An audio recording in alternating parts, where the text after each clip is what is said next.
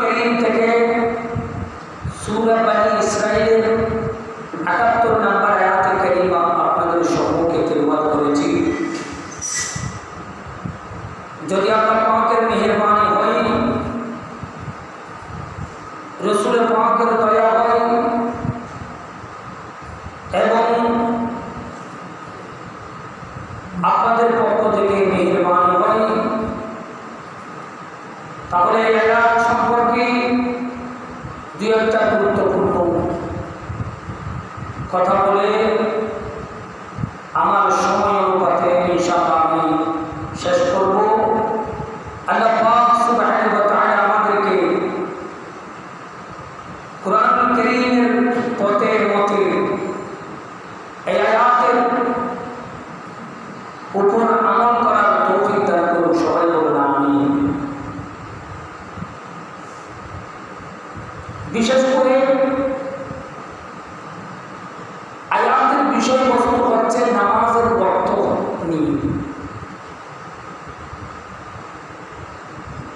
আমরা অনেকেই নামাজ পড়ি কিন্তু ওয়াক্ত সম্পর্কে অবগত নয়। সেই ওয়াক্ত নিয়ে আল্লাহ পাক সুবহানাহু ওয়া তাআলা অসংখ্য আয়াতে কারিমার মধ্যে ইরশাদ করেছেন। যে আয়াতে কারিমা তেলাওয়াত করেছি সেখানে আল্লাহ পাক বলেছেন, বিসমিল্লাহির রহমানির রহিম, আকিমিস সালাতা লিদুলুকিশ শামস ইলা গাসাকিল লাইল ওয়া কুরআনাল ফাজর ইন্না কুরআনাল ফাজরি কানা মাশহুদা। সুবহানাল্লাহ। এই আয়াতে কারিমার মধ্যে আল্লাহ পাক সুবহানাহু ওয়া তাআলা পাঁচ ওয়াক্ত নামাজের কথা এখানে বলেছেন। বলুন সুবহানাল্লাহ। কিভাবে বলেছেন? আমার আল্লাহ পাক সুবহানাহু ওয়া তাআলা কুরআনুল কারীমের মধ্যে ঘোষণা দিচ্ছেন, এ আমার বান্দারা শোনো শোনো, আকিমিস সালাত, তোমরা নামাজ প্রতিষ্ঠা করো, নামাজ পড়ো, নামাজ কায়েম করো, লিদুলুকিশ শামস ইলা গাসাকিল লাইল ওয়া কুরআনাল ফাজর। এ আমার বান্দা, কিভাবে নামাজ পড়বে? লিদুলুকিশ শামস, সূর্য যখন হেলে পড়ার সময়, সূর্য যখন হেলে পড়বে, খেয়াল করবেন, একটু গভীর মনোযোগ, এটা একটু কঠিন সাবটা। সূর্য যখন হেলে পড়বে তখন রাতের অন্ধকার পর্যন্ত, ওই সময় থেকে সূর্য হেলে পড়ার সময় থেকে রাতের অন্ধকার পর্যন্ত সালাত কায়েম করো। জোরে বলুন সুবহানাল্লাহ। তার মানে এখানে বোঝাতে চেয়েছেন আল্লাহ পাক, তো সূর্য হেলে কখন পড়ে? আপনারা জানেন এটা হচ্ছে দুপুরের সময়। এটা দুপুরের ওয়াক্তের কথা বলা হয়েছে। দুপুরের যে সময়, ওটা হচ্ছে সূর্য যখন হেলে পড়বে তখন থেকে দুপুরের ওয়াক্ত শুরু হবে। সূর্য যখন হেলে পড়বে এই সময় থেকে রাতের অন্ধকার পর্যন্ত আমার আল্লাহ বলে তোমরা নামাজ কায়েম করো। তার মানে এশা পর্যন্ত, যে রাতের অন্ধকার মানে জোহর থেকে এশারের কথা এখানে উল্লেখ রয়েছে। সুবহানাল্লাহ। 4 ওয়াক্ত নামাজের কথা এই আয়াত অংশ যেটা তেলাওয়াত করেছি এটার মধ্যে রয়েছে। সূর্য হেলে যখন পড়বে তখন থেকে তোমরা রাতের অন্ধকার পর্যন্ত, তার মানে এশা পর্যন্ত 4টা ওয়াক্তের কথা আল্লাহ পাক সুবহানাহু ওয়া তাআলা এই আয়াতের অংশের মধ্যে ঘোষণা দিয়েছেন। বলুন সুবহানাল্লাহ। এরপর আমার আল্লাহ বলেন, এ আমার বান্দা,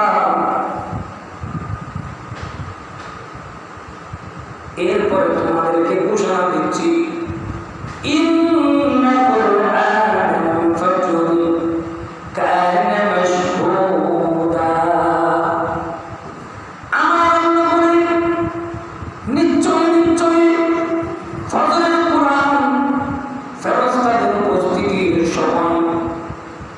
যেটা, তার মানে এই আয়াতে কারিমার মধ্যে পরের অংশের মধ্যে আমার আল্লাহ যে নামাজের কথা বলেছেন, এখানে কোরআন মানে নামাজের কথা বলেছেন।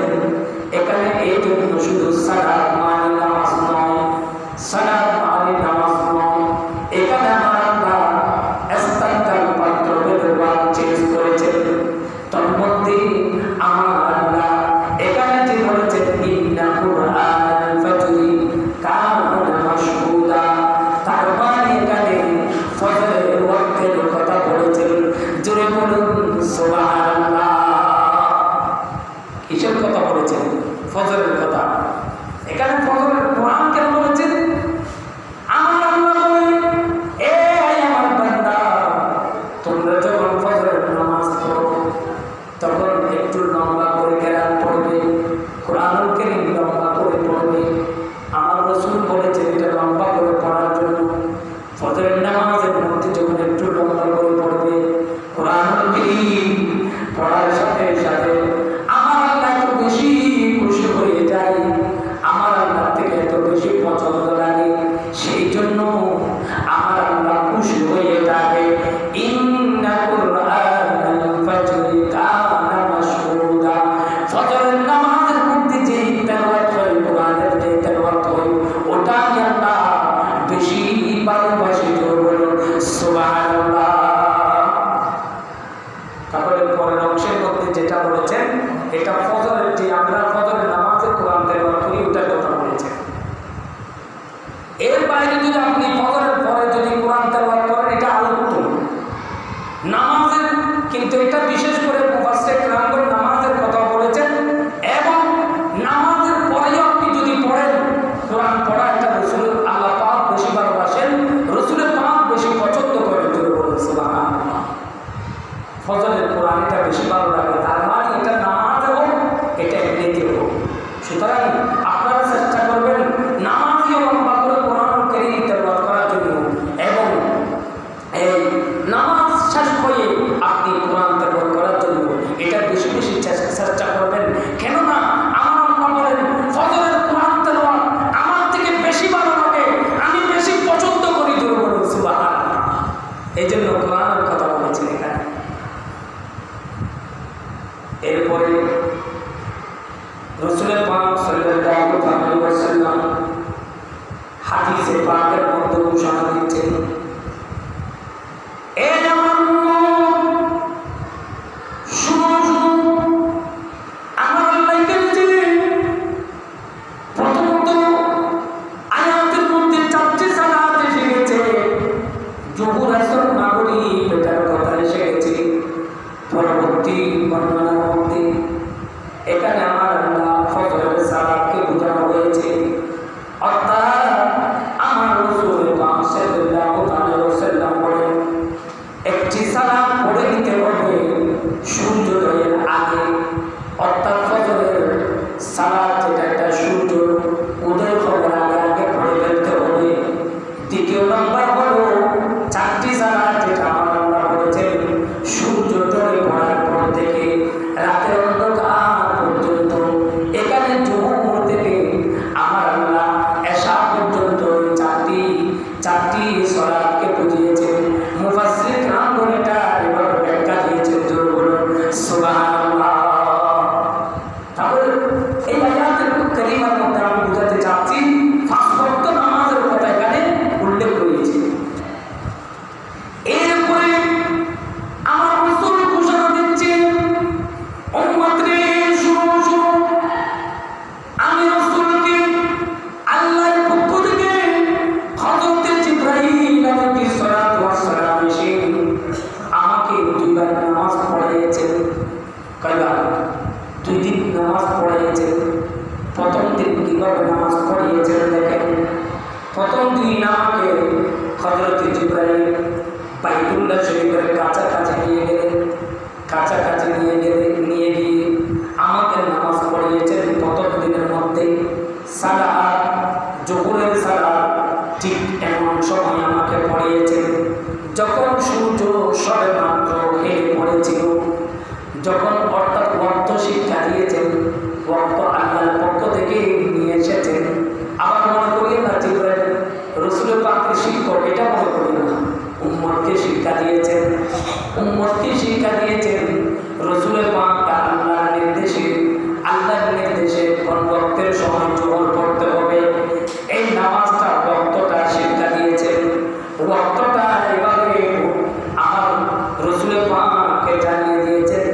হচ্ছে। আমার রাসূল বলেন, জিবরাইল প্রথম দিন আমাকে যোহরের নামাজ পড়িয়েছেন। এটা এমন একটা সময় ছিল, সূর্য সবে মাত্র হেলে পড়েছিল, এখন মাত্র সূর্য হেলে পড়েছিল, এবং ছায়া জুতার একটি ফিতার চাইতে লম্বা হয় নাই। যতটুকু জুতা রয়েছে, আমরা জুতা যেভাবে পড়ি, জুতা যতটুকু পড়েছে ছায়াও ততটুকু, ওই ছায়া ততটুকু পর্যন্ত ছিল। এই সময় যেটা নামাজ আমাকে হযরত জিবরাইল পড়াইছেন, এটার নাম হলো যোহরের নামাজ। জোরে বলুন সুবহানাল্লাহ। তার মানে যোহরের নামাজ পড়া হয় সূর্য হেলে পড়ার পর থেকে। এটা প্রথম দিন এভাবে জিবরাইল আলাইহিস সালাম পড়াইছেন। এরপরে আমার রাসূল বলে, এই আমার উম্মত, জিবরাইল আলাইহিস সালাম ওই দিন আমাকে আসরের সালাত পড়িয়েছেন। এমন এক সময় আমাকে আসরের সালাত পড়াইছেন যখন প্রত্যেক জিনিসের ছায়া তার দৈর্ঘ্যের সমপরিমাণ ছিল। দৈর্ঘ্য যতটুকু দৈর্ঘ্য ছিল ততটুকু পরিমাণ ছায়া ছিল। ওই ছায়া যতটুকু আগে যেহেতু পড়েছিল না, গড়ি না থাকার কারণে ছায়ার উপর নির্ভর হতো। সেই জন্য মেঘের উপর নির্ভর হতো ওয়াক্তটা। ওয়াক্ত মেঘ যেভাবে ঘুরে যায়, যেভাবে ওয়াক্ত শুরু হয়, এটা মেঘের উপর নির্ভর হতো, ছায়ার উপর নির্ভর হতো, সূর্যের উপর নির্ভর করত। সূর্যের ছায়া বলতেছে সমপরিমাণ দীর্ঘ। জুতার যেরকম একটা জিনিসের, জুতা যেরকম অত একটা জিনিস, দৈর্ঘ্য যতটুকু ততটুকু পরিমাণ যে ছায়া দেখা যাচ্ছে, ওই ছায়া পরিমাণ সময়ে যখন ছায়া ছিল, এমন টাইমে আমাকে আসরের নামাজ পড়িয়েছেন। সুবহানাল্লাহ। এটা আসরের বক্ত ছিল। একটু গভীর মনোযোগ, ভালো করে খেয়াল না করলে কিন্তু বুঝবেন না এটা। তৃতীয় নম্বরে আমার মাগরিবের সালাত এমন টাইমে আমাকে পড়িয়েছেন হযরত জিবরাইল আলাইহিস সালাম। এটা হচ্ছে রোজাদাররা যখন ইফতার করে, রোজাদাররা যখন রোজার ইফতার করে, এমন টাইমে ইফতার করার আগে ইফতার করার সময় আমার হযরত জিবরাইল আলাইহিস সালাম মাগরিবের নামাজ পড়িয়েছেন। জোরে বলুন সুবহানাল্লাহ। এই আমার শুনো, তারপর যখন পশ্চিম আকাশের দিকে যখন লালিমা যখন খতম হওয়ার পরপরই, শেষ হয়ে যাওয়ার পরপরই, অর্থাৎ পশ্চিম আকাশের দিকে লালিমাটা যখন মেঘের যে লালিমা দেখা যায়, ওটা পশ্চিম আকাশের দিকে শেষ হয়ে যাওয়ার পরপরই আমাকে হযরত জিবরাইল আলাইহিস সালাম এশারের নামাজ পড়িয়েছেন। জোরে বলুন সুবহানাল্লাহ। এটা এশারের ওয়াক্ত শিখিয়ে দিয়েছেন উম্মতকে। এরপরে আমার রাসূল বলে, এই আমার উম্মত, শুনো, যখন সেহরি খায়, সেহরি খাওয়া শেষ হওয়ার পর রোজাদারদের যখন সেহরি খাওয়া হারাম হয়ে যায়, ওই সময় আমাকে হযরত জিবরাইল আলাইহিস সালাম যখন রোজাদাররা খানা বন্ধ করে দেয়, ওই সময় সুবে সাদিকের পরে আমার হযরত জিবরাইল আলাইহিস সালাম আমাকে ফজরের নামাজ পড়িয়েছেন। জোরে বলুন সুবহানাল্লাহ। যখন সাহরি শেষ করে এর পরপরই কি করেছেন, সুবে সাদিক শেষ হয়ে যায়, সুবে সাদিকের পরপরই কি হয়েছে, ফজরের নামাজ আমাকে পড়িয়েছেন। এটা প্রথম দিনের কথা, একটু গভীর মনোযোগ। প্রথম দিনের বাবা আমাকে হযরত জিবরাইল আলাইহিস সালাম ওয়াক্ত সমূহ আমাকে শিক্ষা দিয়েছেন, আমাকে পড়িয়েছেন, আল্লাহ হুকুমে এসেছেন এবং আল্লাহ হুকুম মোতাবেক এভাবে শিক্ষা দিয়েছেন। এরপর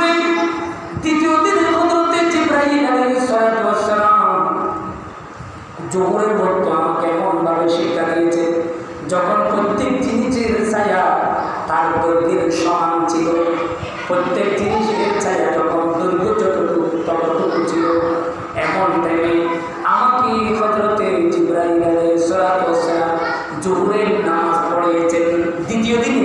খেয়াল করেন, এই দ্বিতীয় দিনে বাবা আমাকে নামাজ পড়িয়েছেন।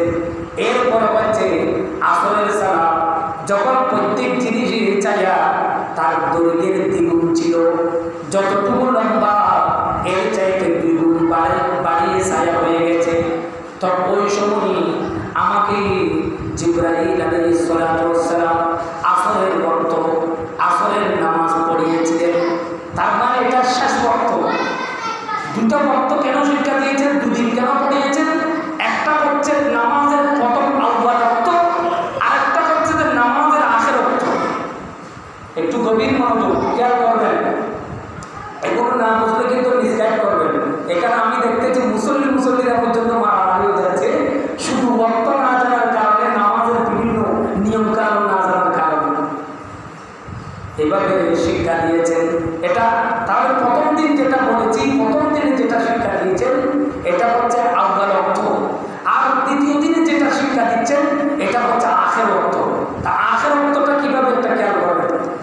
আমার রাসূল বলেন, এই আমার উম্মত, মাগরিবের সালাত আমাকে এমন সময়ে পড়িয়েছেন যখন সাওমকারী সাওয়ামের ইফতার করে, ওই সময় ইফতার করার সময় আমাকে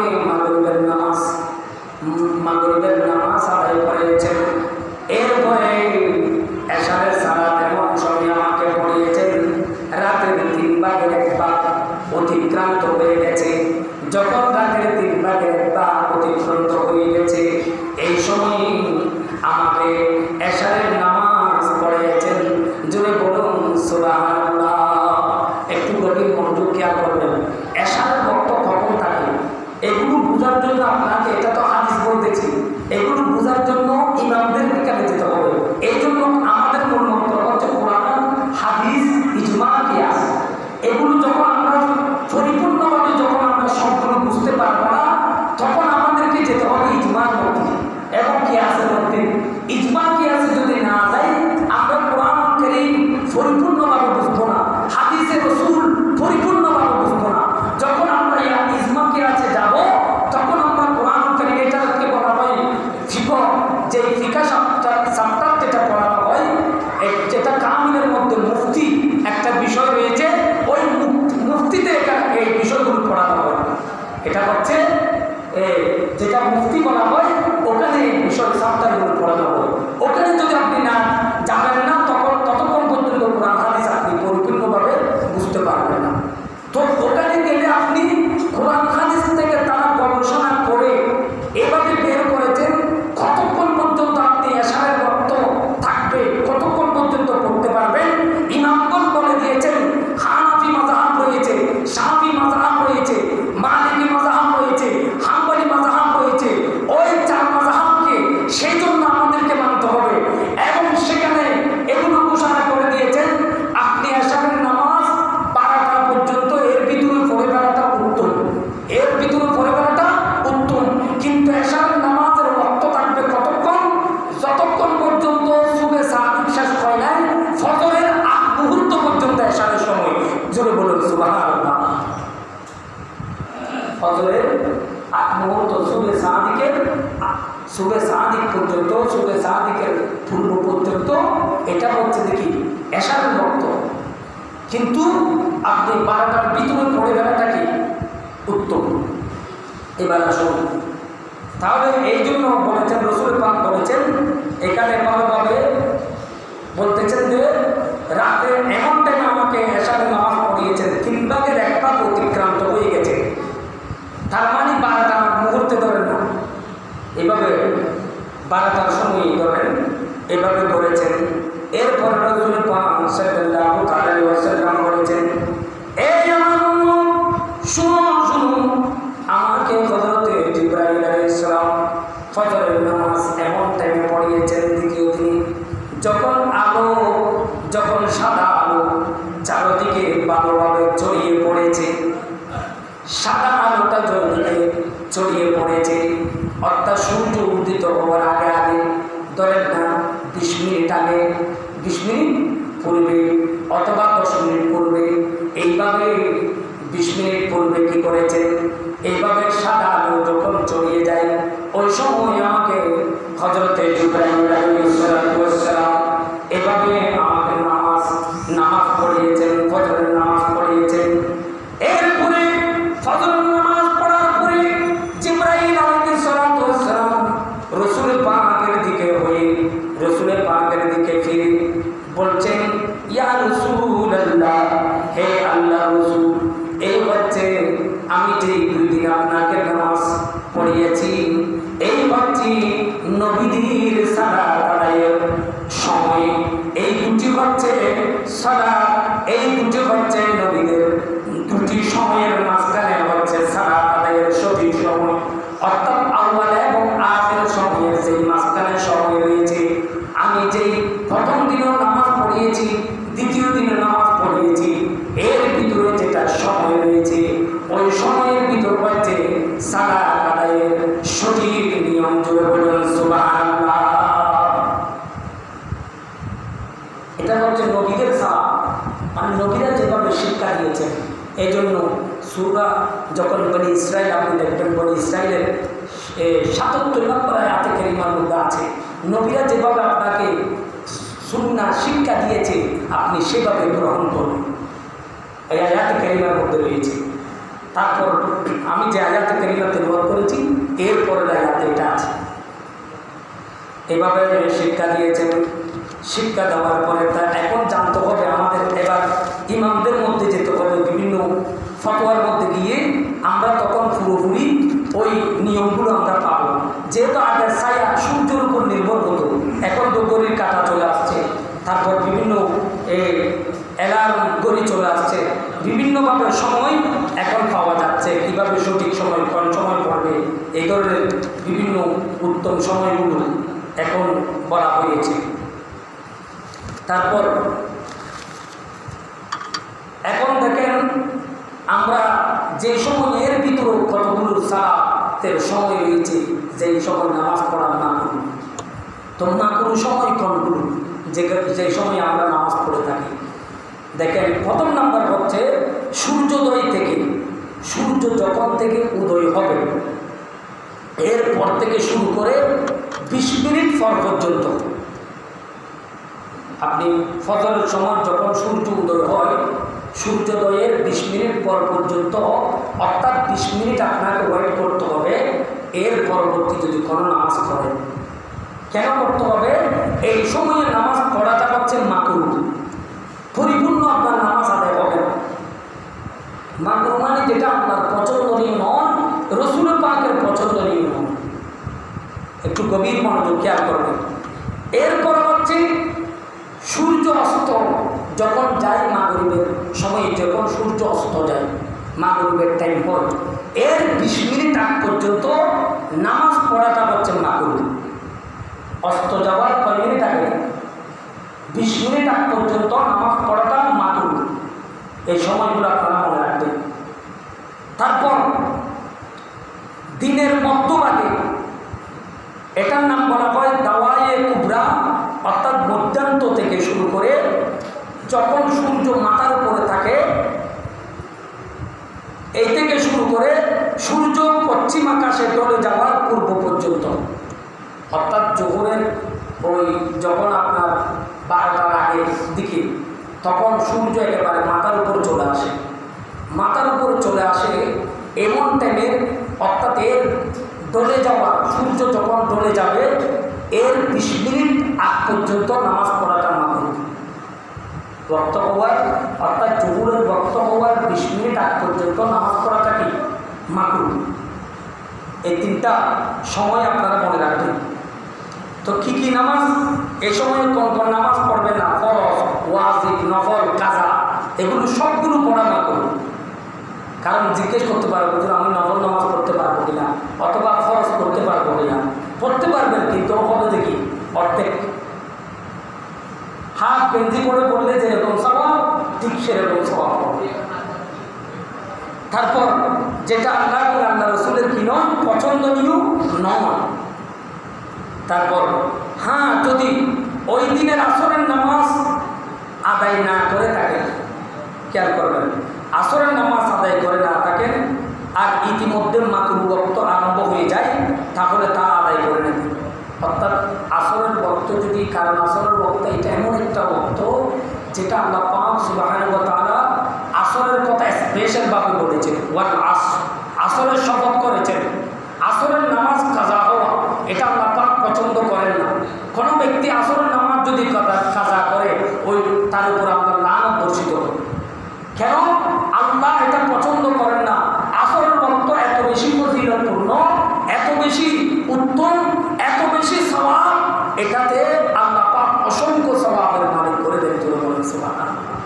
সুতরাং ওই নামাজ যদি আপনার যদি কি হয়ে যায়, দেরি হয়ে যায়, এরপরও আপনি কি করে নেবেন, আদায় করে নেবেন। তবে এটা যদি বিলম্ব করাটা, এটা হচ্ছে কি হারাম এবং মাকরুহ।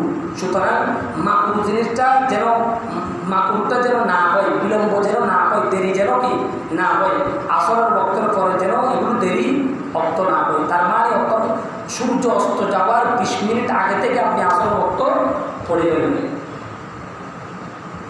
এরপরে তো এটা কোথায় কোথায় রয়েছে, এগুলো দুর্রে মুখতারের মধ্যে রয়েছে, তারপর রুদ্দুল মুখতারের মধ্যে রয়েছে এবং বাহারে শরীয়তের মধ্যে রয়েছে এই কথাগুলো।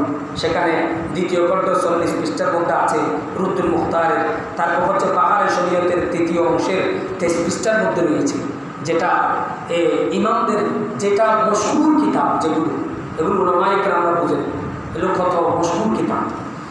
এরপরে আরও কতগুলো বিধান যেগুলো রয়েছে নামাজ পড়ার জন্য আমরা যে ভুলগুলো করে থাকি, তো ভুলগুলো করা যাবে না। নামাজের যে নিষিদ্ধ সময়, এটা আপনারা একটু জেনে নিন। এই যে আয়াতের কারিমার মধ্যে যেভাবে বলেছে, এগুলো আয়াতের নিরিখের কথা, মানে আয়াত, যে আয়াতের কারিমা তেলাওয়াত করেছি ওই আয়াত প্রসঙ্গে এগুলো আলোচনা। প্রথম নাম্বার হচ্ছে নামাজের যে অর্থাৎ নিষিদ্ধ সময়, তা হচ্ছে দ্বিপ্রহরের সময়, সূর্য ঠিক মাথার উপর থাকিবার সময়। যখন সূর্য মাথার উপর থাকবে, অর্থাৎ এই আমরা যেটা বেল্টিং বলি, বেল্টিং ক্ষয় বলি, কি হয় এরকম মাথার উপর যখন থাকে, ওই টাইমে কিন্তু নামাজ পড়া কি হারাম, ওই টাইমে নামাজ পড়া যাবে না। তারপর দ্বিতীয় নম্বর হচ্ছে সূর্যোদয় ও সূর্য অস্ত যাইবার সময়। সূর্য যখন উদয় হয় এবং সূর্য যখন অস্ত যায়, তখন আপনারা নামাজ পড়বেন না। কোনো নামাজ আদায় করা কিংবা তেলাওয়াতে সিজদা করা, তেলাওয়াতে সিজদাও দেওয়া যাবে না। আমরা যখন কোরআন পড়ি তখন সেখানে তেলাওয়াতে সিজদা থাকে, ওই সময়ে তেলাওয়াতে সিজদাও দেওয়া যাবে না, এটা হারাম একেবারে। তারপর হচ্ছে ফজরের নামাজ আদায়ের পরে সূর্য উদয় না হওয়া পর্যন্ত। ফজরের নামাজ যখন আমরা আদায় করি, এই কতগুলো ভুল করে থাকি দেখেন, একটু গভীর মনোযোগ। ফজরের নামাজ যখন আমরা আদায় করে ফেলি, এরপরে সূর্য উদয় না হওয়া পর্যন্ত আর কোনো নামাজ পড়া যাবে না। তারপর হচ্ছে আসরের নামাজের পরে মাগরিবের নামাজের পূর্বে যে কোনো নফল নামাজ আদায় করা জায়েজ নেই, এটা নফল নামাজের ক্ষেত্রে। আসরের পরে আমরা যখন নামাজ পড়ব, এরপরে একেবারে মাগরিবের আগ পর্যন্ত অন্য কোনো নফল নামাজ পড়া সেখানে কি নেই, এটা জায়েজ নেই। এটা আপনারা মনে রাখবেন, কারণ এই ভুলগুলো আমরা করে থাকি। তারপর হচ্ছে আমরা জুমার দিনে যখন, আমি বারবার বলে থাকি এই কথাটা, যখন খুতবা আরম্ভ করে, খুতবা কি করে আরম্ভ করে, ওই সময়ে নামাজ পড়া হারাম, ওই সময়ে নামাজ পড়া কি নেই, জায়েজ নেই। খুতবা শোনা এটা ওয়াজিব, খুতবা শোনাটা কি ওয়াজিব।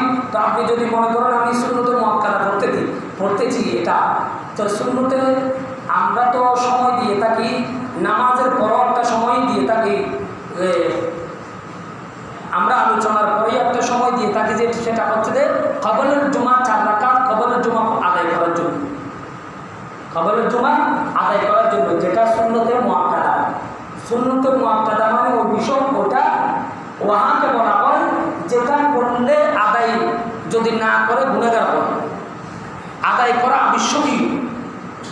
খুব খেয়াল করবেন, সুন্নতে মুআক্কাদাগুলো আপনারা ছেড়ে দেবেন না।